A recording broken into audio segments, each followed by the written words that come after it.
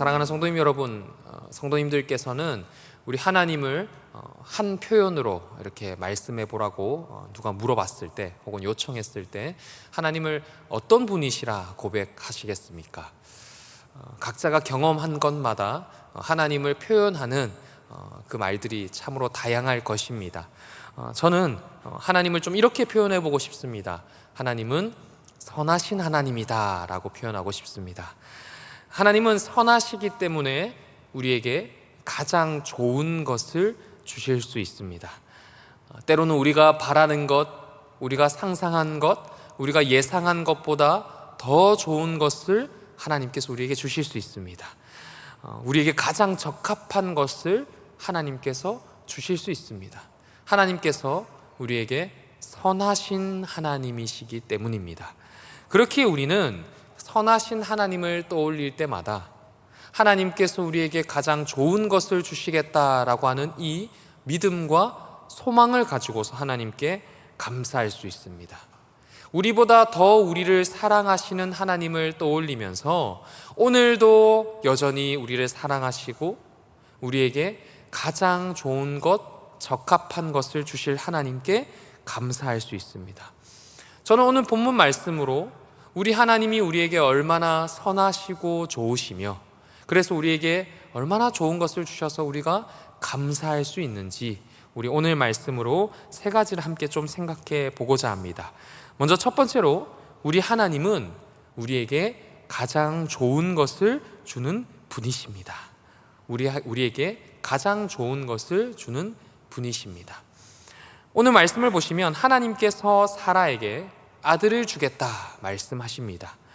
이 약속은 우리가 얼핏 보면 아들을 주겠다라고 하셨으니 후대를 주겠다, 그러니까 2세가 이어지게 하겠다라는 약속으로 우리가 받아들일 수 있습니다. 그런데 이 말씀은 조금 더 큰 의미를 담고 있습니다. 하나님께서 단순히 아들, 후대를 주겠다 말씀하시는 것이 아니라 아브라함과 사라 두 사람을 통해서 민족을 이루겠다라고 약속하십니다.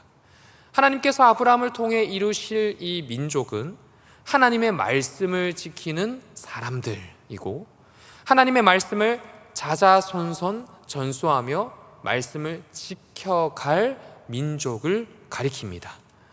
이 약속이 그냥 단순히 아들만 약속해도, 아들만 보장해도 놀라울 텐데 하나님의 놀라운 말씀을, 하나님의 이 말씀을 지키고 이어지도록 하는 사명을 가지게 한다는 것, 그래서 하나님과 동행하며 하나님의 말씀을 지키는 파수꾼으로 살아가게 한다는 점에서 두 사람뿐만 아니라 이 가족, 자자손손 후대에도 아주 놀라운 약속이 된다라는 것을 우리는 생각해 볼 수 있습니다.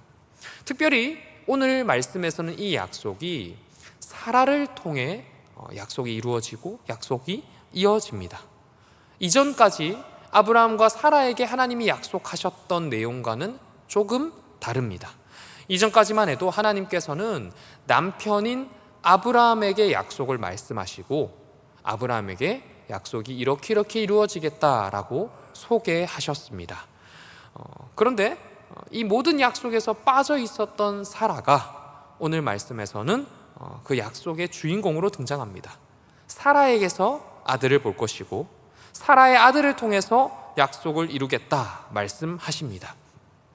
특별히 이 사레, 이름이 바뀌기 전 이름인 이 사레의 이름이 공주, 여왕이라는 뜻을 지녔다면 바뀌게 된 사라라는 이름은 여러 민족의 어머니, 많은 왕들의 어머니라는 뜻을 가집니다.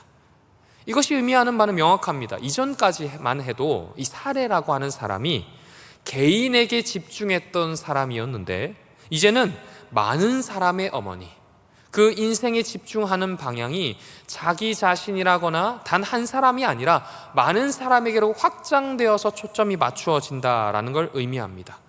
성경에서 사람의 이름이 그 사람의 인생을 좌지우지하는 걸 볼 때에 사라의 이름이 사라로 바뀐 것은 굉장히 의미 있는 일입니다.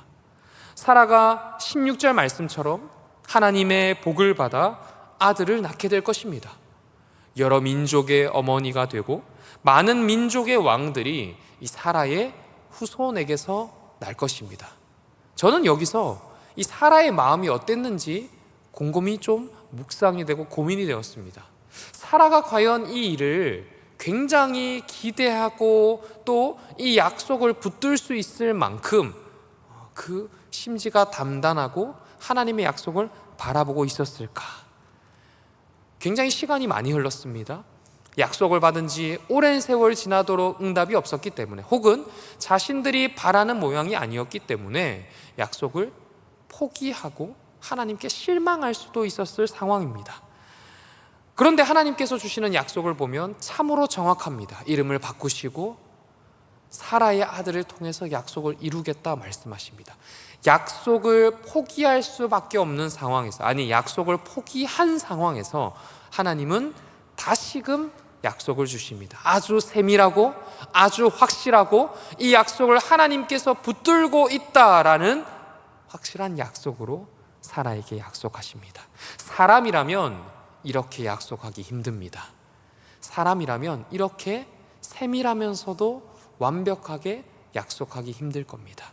하나님이시니 가능합니다. 하나님이시니 두 사람에게 또 인간에게 가장 완벽하면서도 가장 좋은 것을 약속해 주실 수 있습니다. 사랑하는 성도님 여러분, 우리 하나님이 우리에게도 이와 같이 약속해 주셨고 약속을 이루셨고 앞으로도 약속을 이루실 것입니다.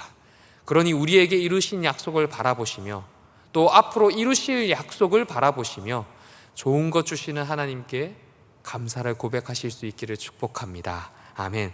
두 번째로, 하나님은 모두에게 복을 약속해 주십니다.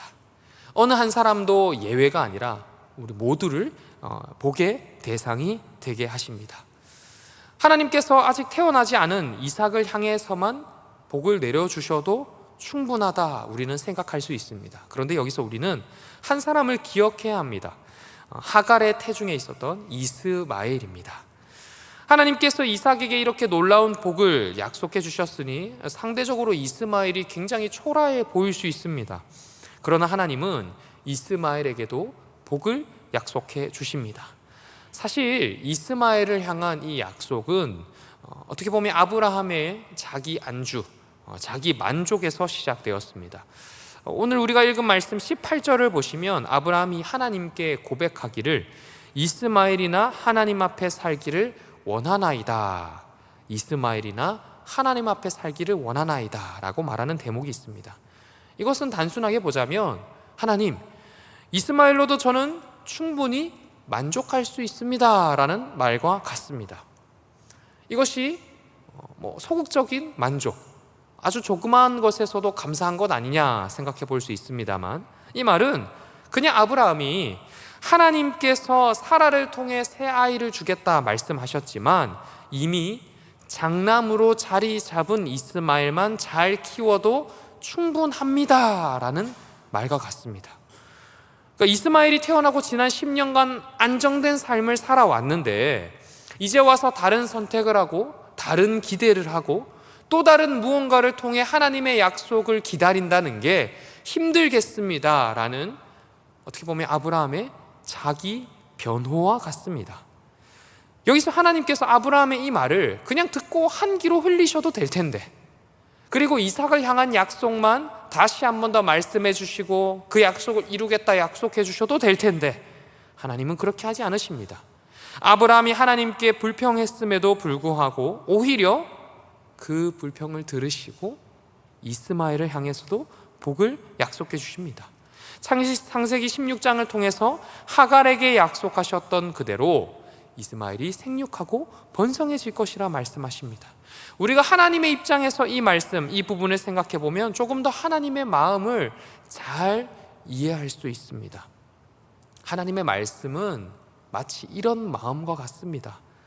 내 약속은 이삭을 통해서 펼쳐져야 한다. 그럼에도 내가 너의 그 마음을 다 안다. 그럼에도 내가 너의 그 마음을 다 안다. 그러니 이삭에게도 복을 내려주고 이스마엘에게도 복을 내려주겠다. 내가 이스마엘도 생육하고 번성하도록 해주겠다. 너는 그럼에도 내가 너에게 주는 이 약속을 신뢰하면 좋겠구나. 사랑하는 성도님 여러분, 하나님의 계획과 하나님의 복은 그 어느 누구도 예외 대상이 되지 않습니다. 때로는 하나님의 약속을 받아든 우리가 하나님, 이 약속은 좋지만 이 약속은 좋지 않습니다 라고 말할 때에도 하나님께서 우리의 그런 연약한 마음을 보시고 너 안 되겠어 라고 하실 수 있는데, 그러지 않으십니다. 그런 모든 연약함까지 품으시고 안으시고 우리에게 가장 좋은 것 주시고, 나뿐만 아니라 내 옆에 있는 믿음의 동역자와 우리 교회 모든 성도님들에게 똑같이 하나님의 약속을 허락하십니다. 그러니 우리는 우리 자신을 볼 때도 마찬가지고, 우리 교회, 우리 믿음의 동역자, 우리 다음 세대, 우리 자녀들을 볼 때에도 하나님께 감사할 수 있습니다.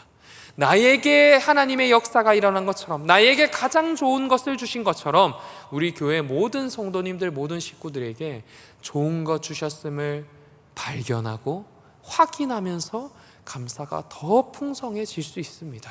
사랑하는 성도님 여러분, 오늘 하루, 이번 한 주, 이번 주일 내 안에서뿐만 아니라 우리 믿음의 동역자에게 허락하신 감사의 제목들을 발견하셔서 우리 감사가 더욱더 넘쳐나기를 축복합니다. 아멘.